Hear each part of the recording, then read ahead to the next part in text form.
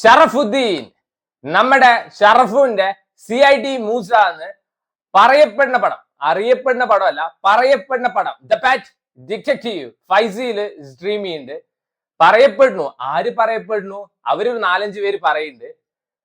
CID Moosa, the father of CID Moosa, Johnny ആന്റണിക്ക് പോലും ആ പടം റീക്രിയേറ്റ് ചെയ്യാൻ പറ്റില്ല. പിന്നെയാണോ ഷറഫുദ്ദീന്? CID സമു, CID samosa, CID ഉണ്ടംപരി, CID പഴംപരി, ഇതിൽ ഏത് വേണമെങ്കിൽ ചൂസ് ചെയ്യാം. അതേ ഈ സിനിമ ഡിസേർവ് ചെയ്യുള്ളൂ. And if you personally ask me, I would say CID അവിഞ്ഞ ഉണ്ടംപരി. ഇതൊക്കെ എങ്ങനെയുടെ CID മൂസയായിട്ട് നിനക്കൊക്കെ കമ്പയർ ചെയ്യാൻ തോന്നുന്നത്? കണ്ണിച്ചോരയുണ്ടടാ നിനക്കൊക്കെ. നിന്നോടൊക്കെ ദൈവം ചോദിക്കും. അത്രേ എനിക്ക് പറയാനുള്ളൂ. ഷറഫുദ്ദീൻ ഒരു 4 വർഷ കോഴ്സ് ചെയ്യാണ്, how to become Shine Tom Chacko. അത് അണ്ണൻ ഫസ്റ്റ് റാങ്ക് തന്നെ പാസ്സായിട്ടുണ്ട്. ആളുടെ ഇന്റർവ്യൂസ് കാണുമ്പോൾ മനസ്സിലാവുന്നുണ്ട്. അതെടുത്തിട്ട് ഒരു സിനിമയിൽ പ്ലേസ് ചെയ്ത എന്താണ്? അതാണ് ദ ബാറ്റ് ഡിറ്റക്റ്റീവ്. അണ്ണ എന്തോന്ന് അണ്ണ, ഇതൊരു അവിഞ്ഞ പടമാണ്. ആദ്യത്തെ ഒരു first 20 minutes I was like this is very nice പടമായിട്ടാണ് എനിക്ക് തോന്നുന്നത്. പിന്നീട് നോം നിദ്ര അങ്ങോട്ട് പോകി, സുഖമായിട്ട് നോം അങ്ങോട്ട് കിടന്നുറങ്ങി എന്ന് വേണമെങ്കിൽ പറയാം. കോമാളിത്തരത്തിന്റെയും കോപ്രായത്തരത്തിന്റെയും റണ്ണിങ് റേസ് ആയിരുന്നു ഈ സിനിമ.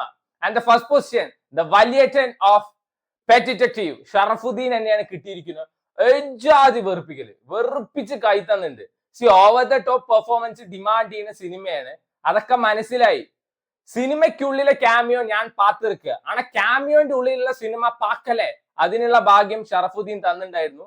ഷറഫുദ്ദീൻ റോഡിൽ കൂടെ നടന്നു പോണു, ഒരു രാഘവനെ കാണുന്നു, അത് അൽതാഫ് സലീമിന്റെ ക്യാമിയോ. കുറച്ചും കൂടി നടന്നു പോണു, സണ്ണി ലിയോനെ കാണുന്നു, Sunny Wayne sorry that was a slip of tongue. അക്ക ഉയർ, ബാക്കിയെല്ലാം തൈർ. ഏത് തൈർ? Milky mist തൈർ. പിന്നെ ഷറഫുദ്ദീൻ നടന്നു പോണു, കുറച്ച് ഫ്രണ്ടില് ക്രിസ്ത്യാനോ റൊണാൾഡോനെ കാണുന്നു, അത് വന്നിട്ട് നമ്മുടെ നിശാന്ത് സാഗർ. ലയണൽ മെസ്സിയെ കാണുന്നു, അത് വന്നിട്ട് വിനായകൻ. ഒരു സീനും അടുത്തൊരു സീനും തമ്മിൽ ഒരു പ്രോപ്പർ കണക്ഷൻ പറയുന്ന സാധനം പോലും ഇല്ല. ഈ സിമിലർ ഫേസ് ഉള്ള കുറെ ക്യാമിയോസിനെ കൊണ്ടുവന്നിട്ട് അതിന്റെ നെസസിറ്റി എന്താണ്, റെലവൻസ് എന്താണ് എനിക്ക് മനസ്സിലായിട്ടില്ല. കഥയുള്ള ഒരു പേട്ട തേങ്ങയില്ലാത്തൊരു പടം.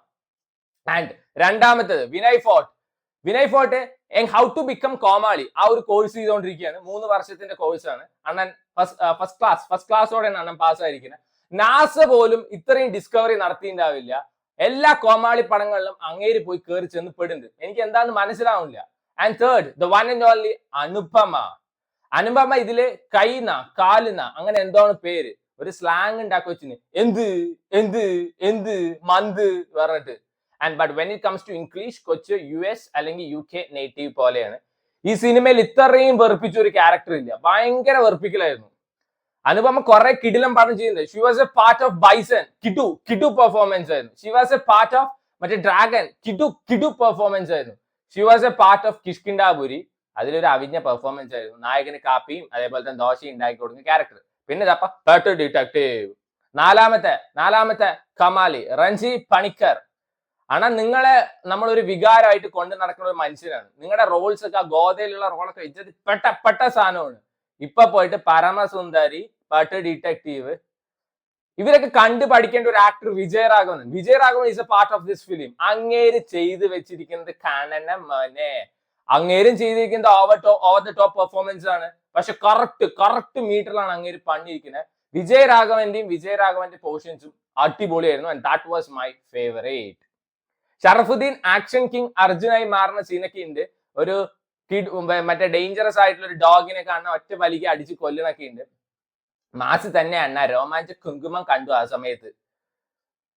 എനിക്ക് ഒട്ടും വാക്കാവാത്തൊരു പടമാണ്. ആരൊക്കെ പിടിച്ച് അഭിനയിപ്പിച്ചിട്ട് എന്തൊക്കെ ഉണ്ടാക്കി വെച്ചിട്ടുണ്ട്. And that too with CID Moosa comparison unacceptable.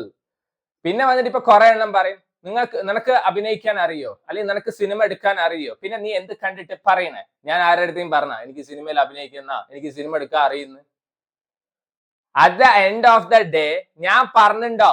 അതായത് നിങ്ങൾ ഈ സിനിമ വന്ന് കാണൂ, ഇല്ലല്ലോ. പറഞ്ഞത് അവരല്ലേ. ഞങ്ങൾ ഒരു സബർദസ്ത് പടം എടുത്തു വെച്ചിട്ടുണ്ട്, വരൂ വന്ന് കാണൂ.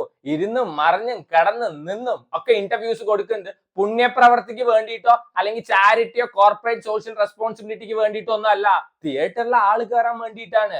അപ്പൊ പറയും. പിന്നെ അടുത്ത കേട്ടിട്ടുള്ള ക്ലീഷേ ക്രിഞ്ച് 2025 ഡയലോഗ്, അല്ലെങ്കിൽ 2025 അല്ല 2020 തൊട്ട് കാക്കാൻ തുടങ്ങിയതാണ്. ടെക്നിക്കൽ സൈഡ് ആയാലും എല്ലാ സൈഡ് ആയാലും അവർ കുറെ കഷ്ടപ്പെടുന്നുണ്ട്.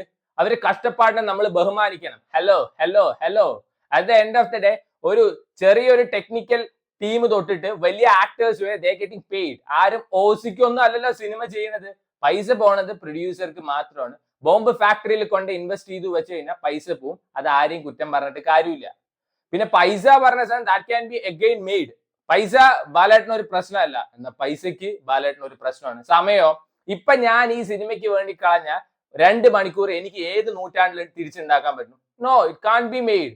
അപ്പൊ പിന്നെ പറയും എന്തിന് ഇങ്ങനത്തെ പടമൊക്കെ കാണും? സിനിമയുടെ നെറ്റിയിൽ എഴുതി വെച്ചിട്ടുണ്ടാ ഇത് നല്ലതാണോ മോശമാണോ എന്നൊക്കെ.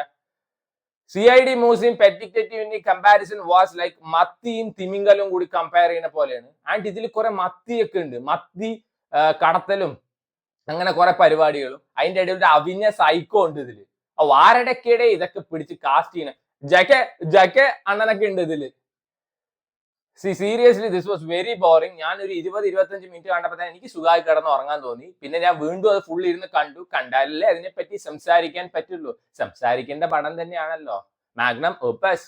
സോ വേണ്ടവർ കണ്ടു നോക്കാം. സിനിമ വന്നിട്ട് 5G അവൈലബിൾ ആണ്. So watch and decide.